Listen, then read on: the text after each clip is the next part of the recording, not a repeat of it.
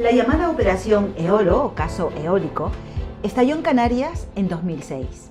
Más de 11 años después, y tras ríos de tinta en la prensa regional y nacional, aún sigue sin cerrarse. Vamos a recordar un poco los antecedentes.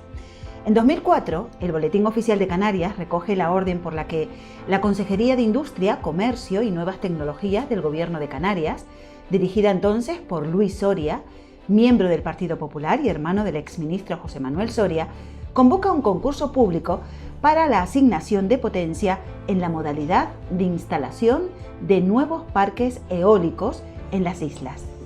Este concurso tenía un precedente, un decreto aprobado por el anterior consejero de Industria, Julio Bonis, de Coalición Canaria, pero el Tribunal Superior anuló el decreto por defecto de forma. A las 24 horas, el gobierno canario, presidido entonces por Adán Martín, de Coalición Canaria, dijo que convocaría otro concurso, y así se hizo. En marzo de 2005, Alberto Andrés Santana presenta ante la Policía Nacional una denuncia por presunta corrupción y asociación mafiosa. En su escrito señala a José Miguel Suárez Gil, presidente de la Cámara de Comercio de Las Palmas entonces, Celso Perdomo, director general de Industria bajo las órdenes de Luis Soria, y Willebaldo Luis Llanes, empresario. Eran los artífices, según Alberto Andrés, de una operación maquinada para el reparto de las comisiones a políticos y colaboradores por facilitar información privilegiada sobre las bases de este concurso público a determinados grupos empresariales. La denuncia llegó al fiscal anticorrupción Luis del Río y al juzgado de instrucción número 7, con el juez Miguel Ángel Parramón al frente. Comienza así una investigación policial bajo supervisión judicial que incluye el pinchazo de teléfonos de algunos de los denunciados y de otras personas supuestamente vinculadas a la trama. Las filtraciones a los medios de comunicación sobre estas investigaciones empiezan a sucederse de forma continuada y evidente. Enrique Guzmán, Alfredo Briganti y José Ignacio Esquivel aparecen en la investigación policial porque, supuestamente, también reciben información previa sobre los aspectos de este concurso.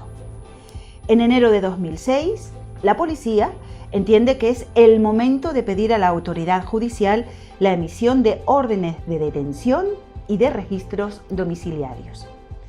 Alfredo Briganti, especializado en Derecho Mercantil y con una dilatada experiencia en el asesoramiento jurídico de empresas, fue imputado y detenido entre el 9 y el 12 de febrero de 2006.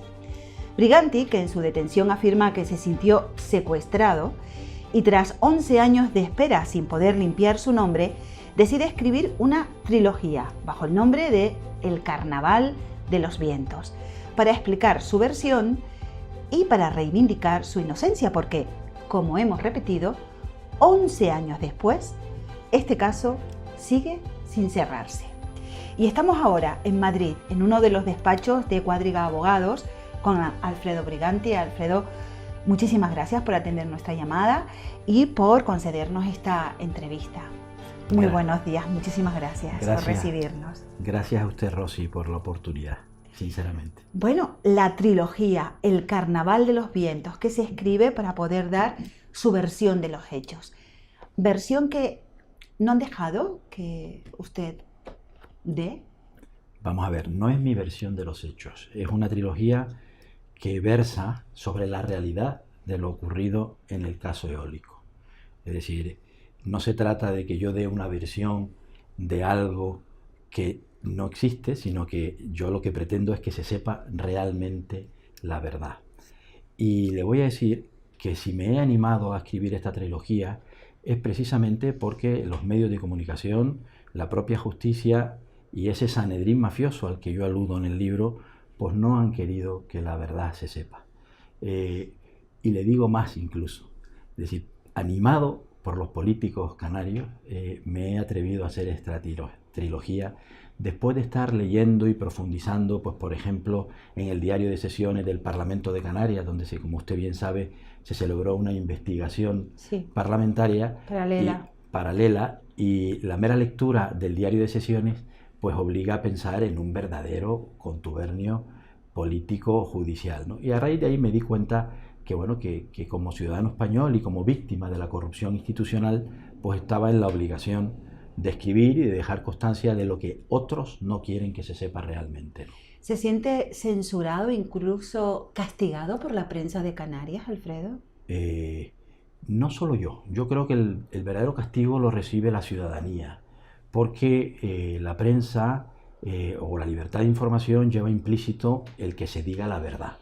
Y la prensa ha querido ocultar esa verdad simplemente con omisiones y con relatos tergiversados sobre lo acontecido. Entonces, no es que yo me encuentre censurado, es que se ha censurado a la ciudadanía canaria y a la ciudadanía española.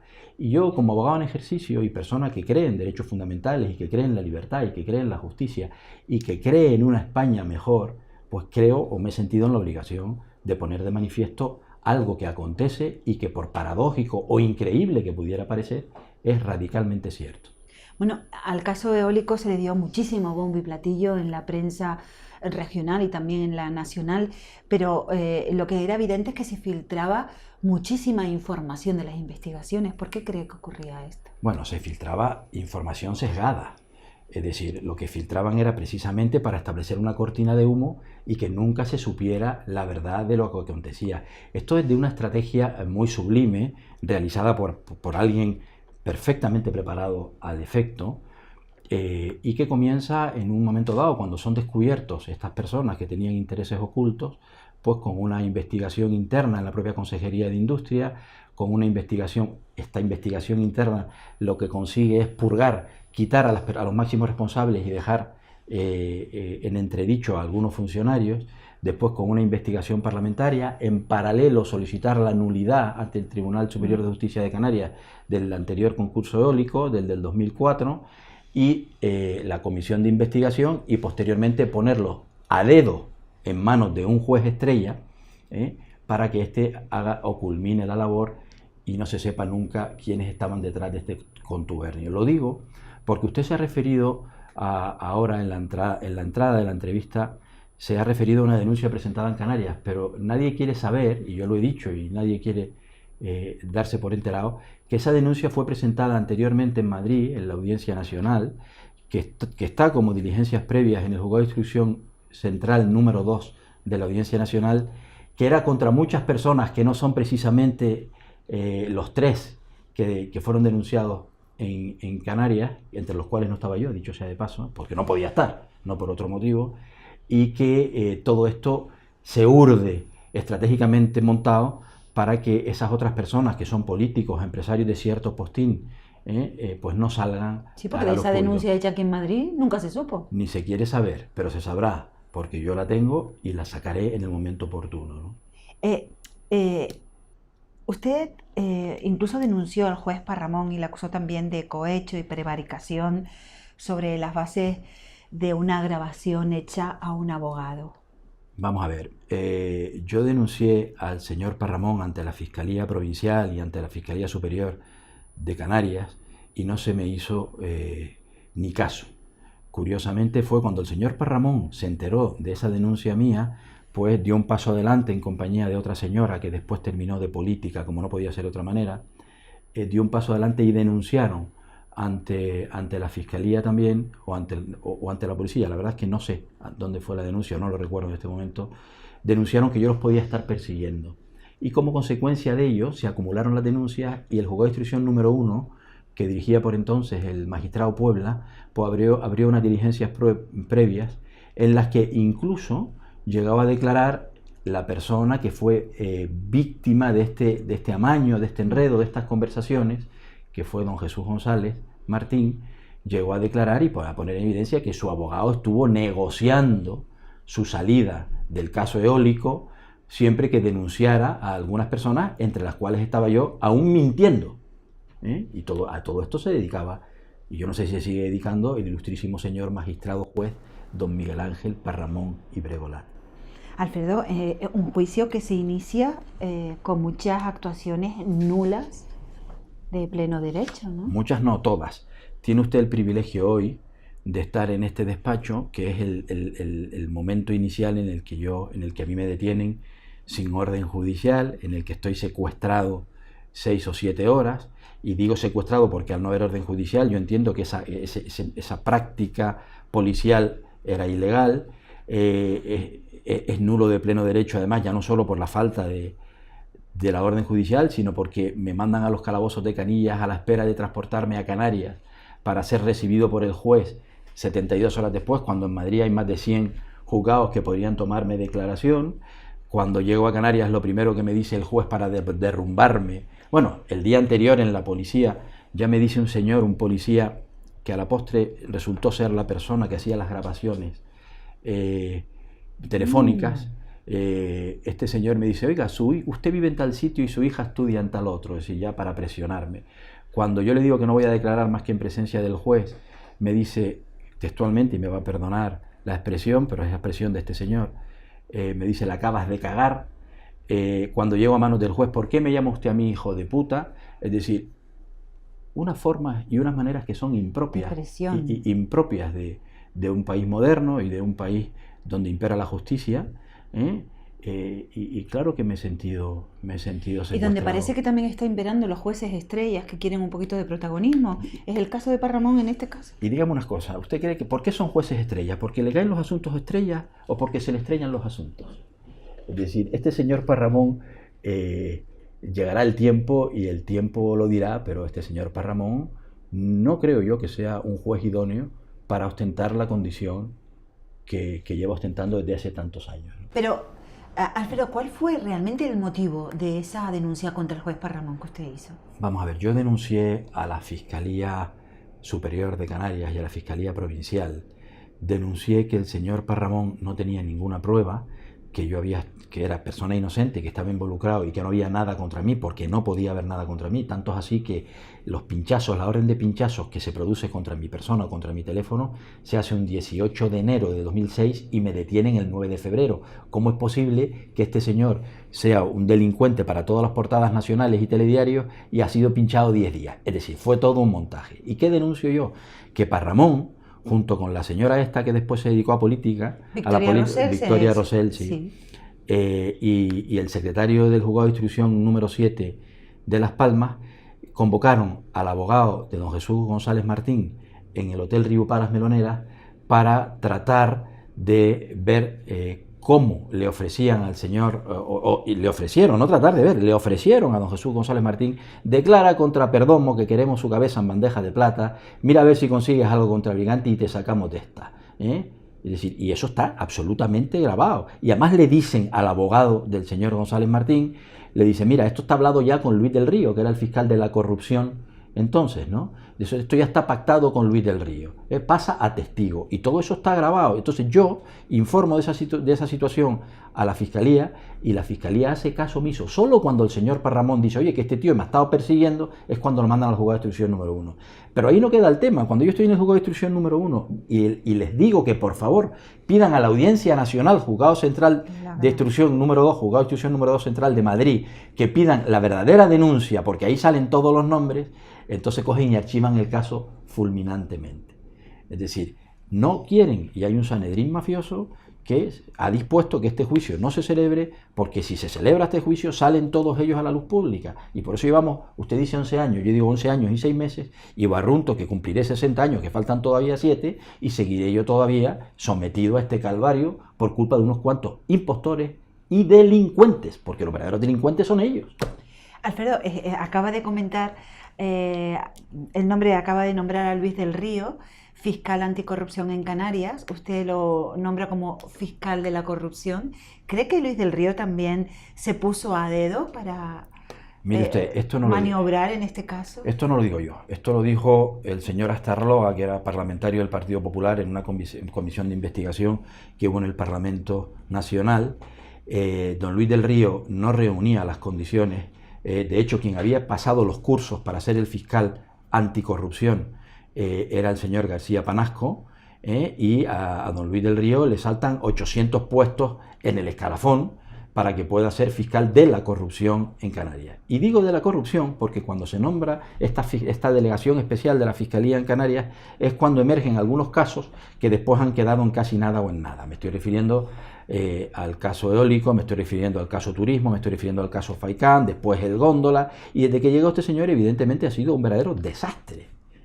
Este señor, de hecho le diré que cuando llegó el momento de la concreción de los hechos que se imputaban a los detenidos entonces, con ocasión de la vista para el artículo 25, la ley del Tribunal del Jurado, este señor no fue capaz de concretar la imputación ni contra mí ni contra nadie. Este señor, de verdad, sinceramente, creo que no soy yo el que debe hablar de él, porque ya hablan bastante en los aledaños de Vegueta sobre las características de este señor, que además creo que ha sido recientemente sustituido. A lo mejor por eso ya se están viendo algunos casos más en Canarias y están avanzando las cosas. Luego, creo yo que ha sido dedocráticamente designado. Pues mire, de la Asociación Progresista de Fiscales, como lo era el ministro de Justicia entonces también, el señor López Aguilar del PSOE, como lo era el juez Parramón y la señora Rosell, también era de Jueces para la Democracia, como lo era el presidente del Tribunal Superior de Justicia de Canarias, Jueces para la Democracia, como lo era el policía que mandaron a Canarias a hacerse cargo de la comisaría, de la supercomisaría, el señor Narciso, que había sido guardaespaldas o escolta de don Felipe González. Es decir, vamos, aquí no hay que hablar mucho para que hasta un ciego se dé cuenta de cuál es la verdad de lo que acontece, ¿no? Entonces, cuando usted habla de Sanedrín mafioso, ¿se refiere a lo que hay dentro de la justicia en Canarias? Mire usted, la justicia sola no puede constituir un Sanedrín mafioso si no está animada por empresarios, por políticos y por periodistas. Es decir, el Sanedrín mafioso no lo componen exclusivamente los jueces. Y además, quiero dejar claro una cosa, son muchos más los jueces que cumplen honradamente con su función, que estos 2 o 3 mamarrachos que se dedican a tergiversar y a hundir y a poner en entredicho la actividad de la justicia.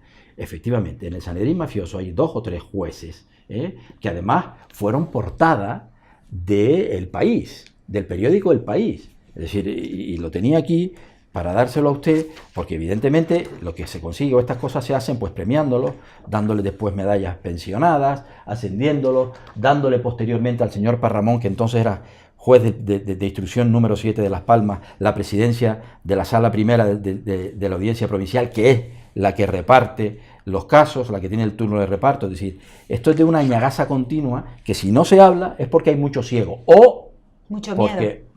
Porque hay mucho miedo. Pero le decía yo a usted que el domingo 24 de diciembre de 2006 sale el señor Parramón, don Luis del Río, y el señor García Sotoja, como la fuerza de choque anticorrupción, un puñado, nunca mejor utilizado el adjetivo, de jueces y fiscales, alejados del estrellato, si no es ingenuidad esta, hace frente a la mayor lacra social. Son los protagonistas del 2006. Pues leamos esto al revés y acertaremos. Y aquí los tiene usted en portadas del País.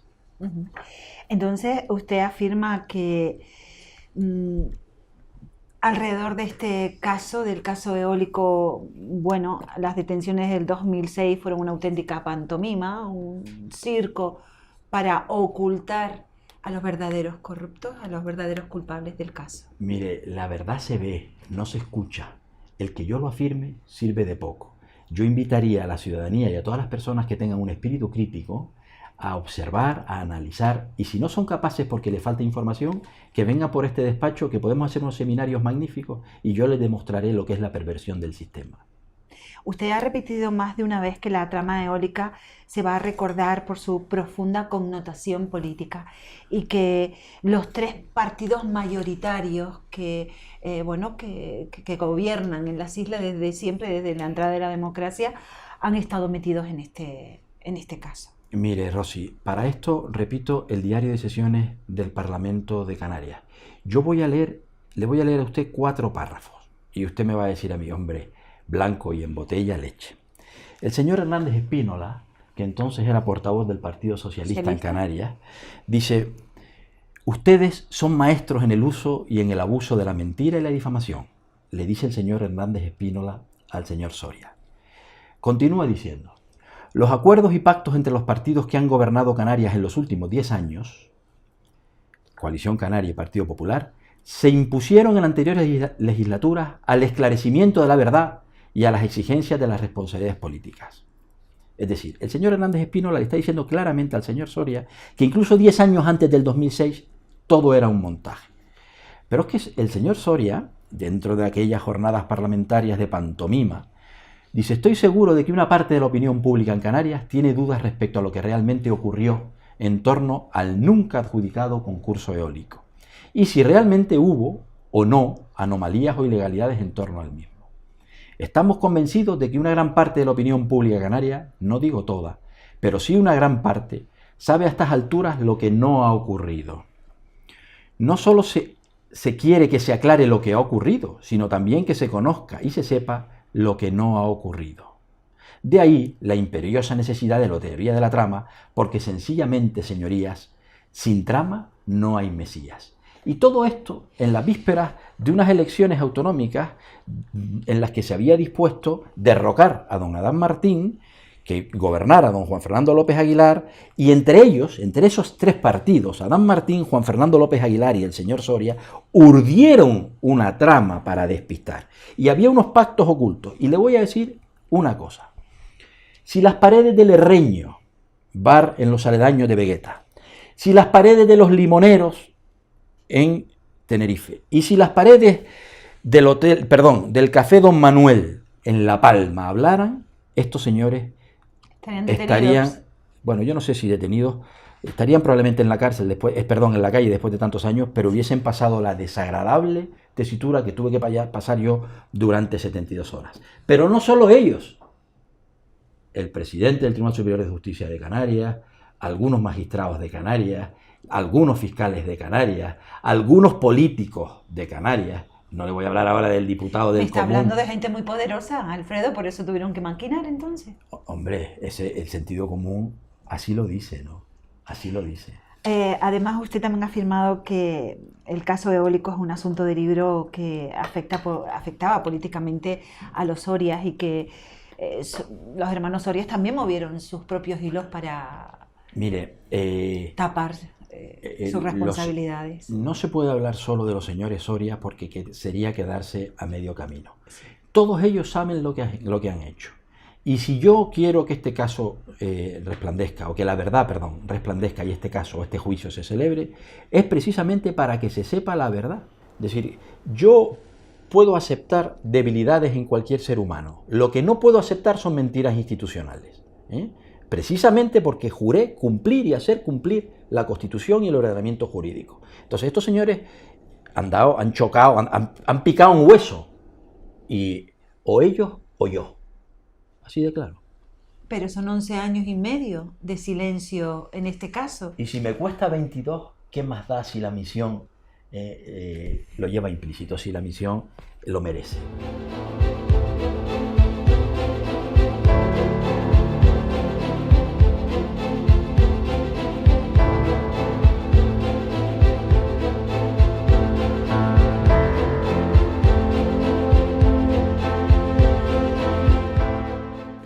Seguimos en Madrid, en las oficinas de Cuadrigas Abogado, conversando con Alfredo Briganti sobre el caso eólico. Alfredo, ¿pero por qué fue imputado si no tenía nada que ver con este caso?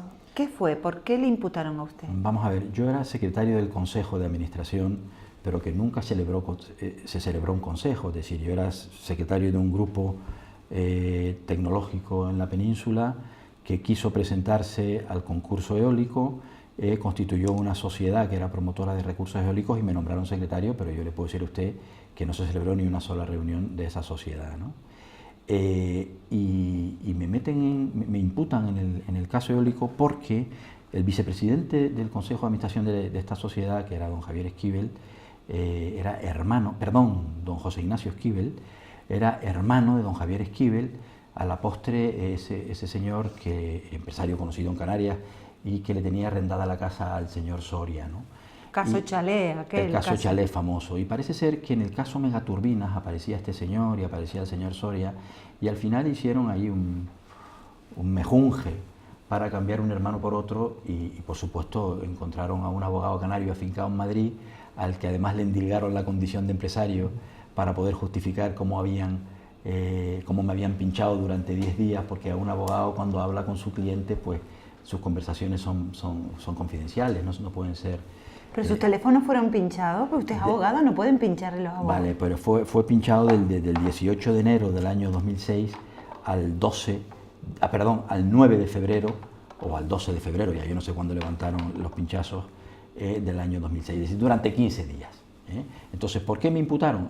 Me dijeron aquel día que estuve aquí secuestrado que era por cohecho. El cohecho es un delito en el que tiene que haber un pago, una dádiva a un funcionario, y yo le garantizo a usted que no le he pagado jamás a ningún funcionario y que además no tenía facultades de la empresa. Tanto es así que nosotros presentamos inmediatamente en el juzgado de instrucción número 7 de Las Palmas un certificado del propio registro mercantil de Canarias, o de Las Palmas, donde dice que don Alfredo Briganti, con DNI y tal, no aparece inscrito ni como administrador, ni como consejero, ni como apoderado, vigente o no vigente dentro de la Sociedad Promotora de Recursos Eólicos 2004, ni existe documento alguno presentado vigente relativo a ello. Es decir, el señor Parramón sabía perfectamente que yo no tenía facultades, ni dinero, ni capacidad de disposición para pagarle a nadie. Aparte que sabía que yo no le pagaba a nadie porque él sabía que todo esto era un contubernio. Y aún así, acreditándolo oficialmente, pues me deja dentro, pues porque alguien lo dispuso y él acató las instrucciones pertinentemente, ¿no? Alfredo, pero gente que estaba implicada directamente, como era José Miguel Suárez Gil, el que fuera presidente de la Cámara de Comercio de Las Palmas, o el empresario Wilibaldo Llanes, fueron desimputados rápidamente, mientras que usted, que estaba ahí, casi que pasaba por allí. Mire, le voy a decir una cosa. La denuncia inicial del famoso caso eólico se inicia o se interpone, no la que se presentó en Madrid, que había más gente metida dentro y que ya sabremos algún día, y yo no la voy a desvelar hoy por cuestiones estratégicas de mi defensa, pero la que se presentó en Canarias en el mes de marzo del año 2005 era contra don Wilibaldo Luis Llanes, contra don José Miguel Suárez Gil y contra don Celso Perdomo. Y esta denuncia era por unos hechos muy concretos. Dice que es un grupo enfocado al fraude fiscal, a la recepción de subvenciones públicas, a la emisión de facturas a la Cámara de Comercio, Industria y Navegación de Las Palmas, y lo que es más grave, a corromper a los cargos políticos y funcionarios públicos persiguiendo un único objetivo: el lucro personal de unos pocos mediante el fraude y la corrupción en contra de los intereses de nuestra sociedad. Pues mire usted, no me veo identificado por nada de esto, ni estoy identificado en la denuncia, y lo que es más grave, al señor Suárez Gil no se le toma declaración ni en la fase de instrucción policial, ni en la fase de instrucción judicial, hasta levantado varios meses después del secreto del sumario. El señor Perdomo no ha declarado, haciendo uso de su legítimo derecho a no declarar, al silencio personal, y don Wilibaldo Luis Llanes pues desapareció también por arte de Birli Birloque, desapareció de aquí después de aceptar que el famoso CD que había sido robado y que él se había querellado contra el denunciante del caso eólico, pues el caso del CD se difuminara con el tiempo. Pero sin CD hay caso. Vamos a ver. Pregunto. Yo le voy a decir una cosa. Aquí no puede haber caso porque no había concurso. Por lo que a mí respecta, no puede haber caso porque yo jamás le he pagado a nadie ni he corrompido a funcionarios públicos. Aquí no puede haber caso porque el concurso había sido anulado incluso con anterioridad a sentencia de diciembre del año 2005 o de septiembre del año 2005, con anterioridad a las detenciones. Pero es que la denuncia del señor Luis Llanes contra don Alberto Santana por el robo de la información de los ordenadores que estaban en Siemenca, esa denuncia le corresponde al señor Parramón y también queda en nada, se archiva. Pero lo que es más grave, cuando los demás vamos a intentar enterarnos de qué decían esos CDs, el señor Parramón no se le ocurre otra cosa, o al secretario judicial, que tener que certificar que se había extraviado el CD, es decir, que no había CD. Y aquí le enseño yo a usted una diligencia del juzgado de instrucción número 7, donde el secretario judicial, el 23 de septiembre de 2008, dice: no aparece. Lo extiendo yo al secretario para hacer constar que, procediendo a la revisión de las piezas y efectos de la presente causa, se observa que no aparece, se ha extraviado o ha sido sustraído el CD aportado por el denunciante señor don Alberto Andrés Santana Rodríguez, en su declaración de 5 de marzo de 2005, que es la que hizo en la supercomisaría. Es decir, el CD se extravió, nosotros volvemos a insistir, presentamos un escrito: oiga, para preparar nuestra defensa necesitamos saber qué se dice ahí respecto del señor Briganti. Y respecto a la petición y entrega de copia del CD solicitada no ha lugar por haberse extraviado, perdido o haberse sustraído el mismo según consta en la diligencia del señor secretario de fecha 23 del 9 de 2008. Es decir, no hay CD, retiene el magistrado la denuncia del señor Luis Llanes contra don Alberto Santana, el denunciante, porque había sustraído el CD, es decir, todo se incardina en una prueba ilícita. Por eso, una prueba ilícita que ha desaparecido. Que encima ha desaparecido. Por eso el periodista Mujica, don José Mujica, le bautizó Eologate, haciendo un símil con el Watergate, ¿no? Es decir, que realmente esto es a la canaria, es un Watergate a la canaria, que si lo trinca Almodóvar, a lo mejor podríamos ganar un Oscar. Y lo curioso, Alfredo, es que a Alberto Santana se le hizo una entrevista radiofónica hace apenas un año, y cuando le preguntaron un poco sobre la trama, comentó que se le había olvidado absolutamente todo, no recuerda absolutamente nada. O sea que el denunciante ahora resulta que tampoco recuerda nada. Usted se refiere a una entrevista que le hizo don Evaristo Quintana. Efectivamente, en la cadena SER, que tuvo que terminar a los pocos minutos porque como Alberto Santana no recordaba nada, pues tuvo que suspender casi que la entrevista. Yo le garantizo que don Alberto Santana, también afiliado al PSOE, que después intentó licitar o concursar para ser presidente del gobierno autónomo, don Alberto Santana tendrá que recordar que él también fue el que presentó la denuncia en la Audiencia Nacional. Y cuando se le exhiban los papeles tendrá que recordar muchas cosas. Y tendrá que recordar por qué la denuncia que él presentó en la supercomisaría, por qué puso como domicilio León y Castillo, precisamente en el mismo despacho en el que está el señor Sagaceta y el señor, ahora mismo no me sale, pero hay dos abogados muy progresistas ellos, que también se prestan a este contubernio. ¿Usted cree que un poco detrás también estaba Juan Fernando Aguilar cuando estuvo de ministro? Como antes hablaba de político, que es un caso político, un poco en la persecución contra el Partido Popular, por aquello que las elecciones estaban demasiado cerca. Le voy a exhibir una cosa y usted se va a quedar absolutamente sorprendida. En este país se presentan denuncias en las comisarías cientos de miles diariamente. Curiosamente, al Ministerio de Justicia y a la Fiscalía de la Corrupción se le copia esta, la que se presentó a las 2:15 de la tarde de un sábado en la Supercomisaría de Las Palmas, porque entraba el lunes siguiente el señor Paramón para ponerla dedocráticamente o a dedo en su mesa. Pero fíjese que dice que se remite copia de la presente denuncia al Ministerio de Justicia y al fiscal, aquí dice Anticorrupción de Canarias, ¿no? Usted me pregunta si el señor López Aguilar estaba...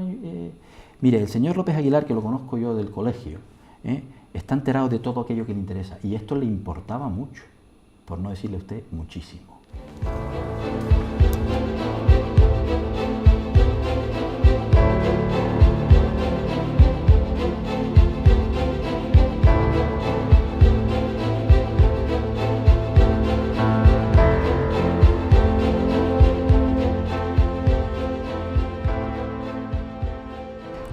Alfredo, ante todo este montaje del que estamos hablando dentro de este caso eólico y tras